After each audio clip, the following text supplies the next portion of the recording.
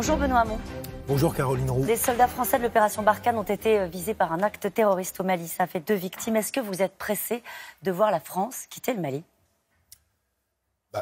Plus tôt on l'aura quitté, plus tôt cela voudra dire que la situation a été stabilisée. La réalité de toute cette région sahélienne, c'est qu'elle reste minée par le terrorisme ou en tout cas l'existence de bandes armées terroristes qui continuent à menacer la stabilité de ces États.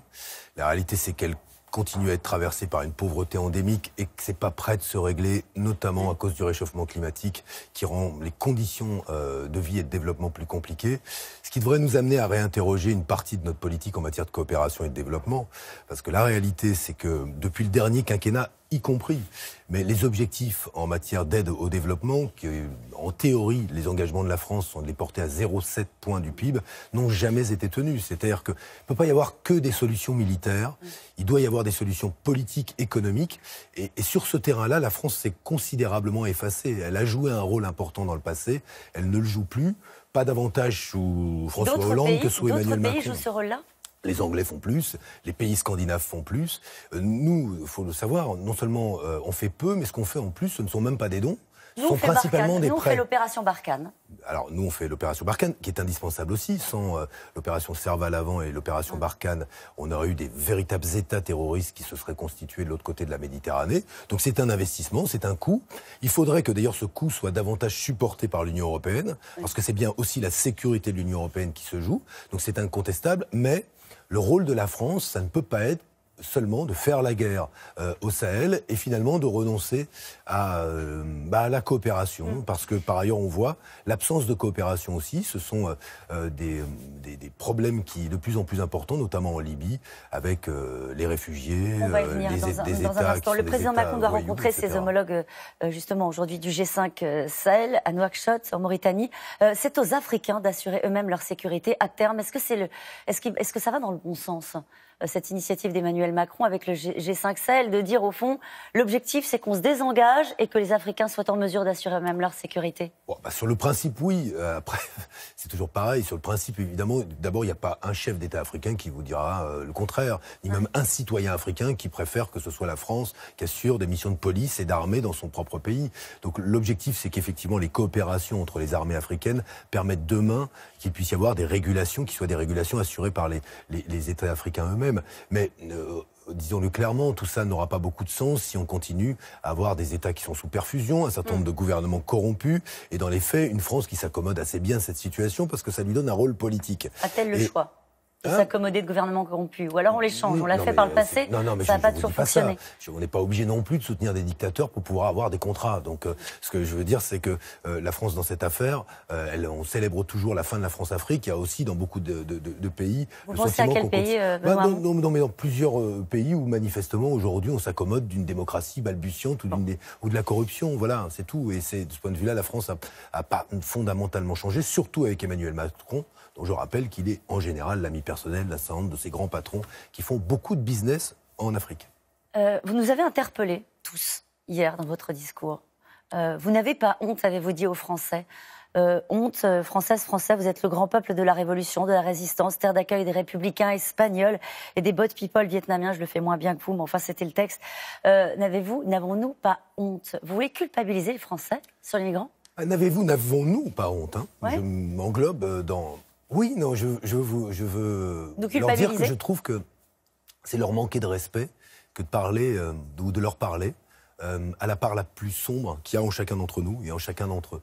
La part la plus sombre, c'est celle qui considère finalement que l'exilé n'a pas sa place chez lui, même quand c'est une femme, un homme en danger de mort, et que, je le regarde, une majorité des Français disent qu'il ne faut pas ouvrir nos portes à l'Aquarius. 64% des Français. Et ben moi, je leur dis, je ne suis pas d'accord avec vous. Je pense que vous manquez de respect à vous-même qu'aujourd'hui, basculer dans ce repli identitaire.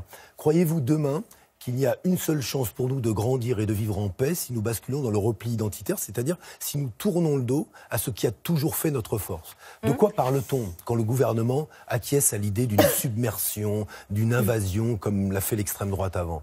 En réalité, dans une de ces fêtes de village, comme il y en aura en France tout cet été, ou un festival, dans une salle de 1500 places, la politique aujourd'hui d'accueil, ce serait une personne.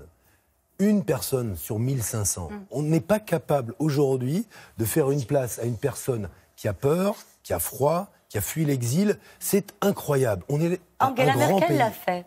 Angela 9 fois Merkel l'a plus que fait, nous, oui. 9 fois plus que nous. Elle le paye aujourd'hui.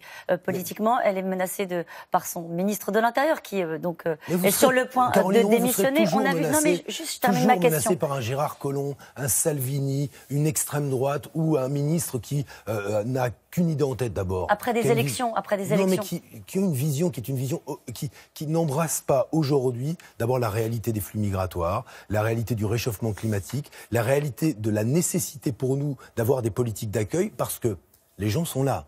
Si nous ne les accueillons pas, ils sont dans la clandestinité. Sont-ils plus dangereux ou moins dangereux quand ils sont obligés d'être dans la clandestinité?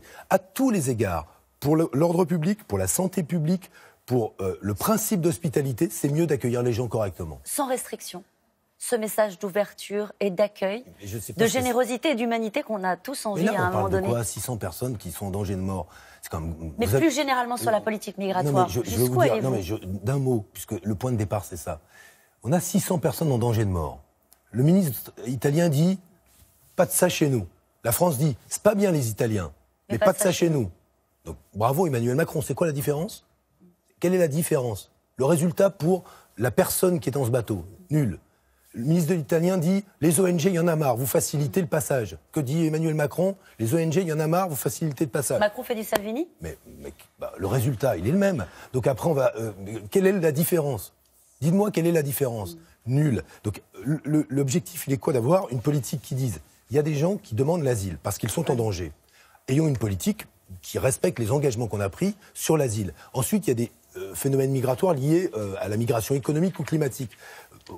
La France va pas accueillir, comme on disait, tout le monde du jour au lendemain. Mais ayons une politique d'accueil qui intègre que les flux migratoires existeront. En gros, assumons qu'il y a des migrations. D'ailleurs que notre pays est aussi un pays d'émigration et qu'on est bien content que les Français soient bien accueillis ailleurs. Eh bien, faisons aussi notre travail correctement. Merci beaucoup Benoît Hamon. C'est à vous, Laurent. Merci Caroline. Bonne journée à tous les deux, bien sûr.